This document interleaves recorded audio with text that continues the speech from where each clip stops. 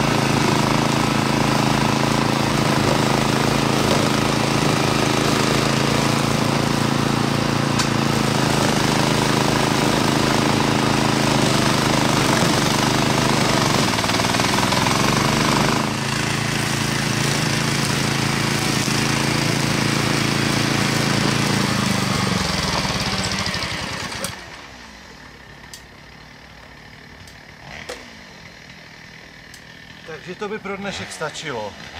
Kohler je super a jak vidíte, mulčovač s Pantherem dokáže docela divy.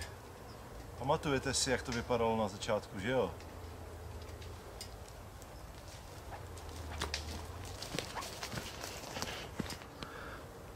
Hezky to tady prokouklo, co říkáte? A já se na vás budu těšit do příštího videa. Mějte se, nashledanou.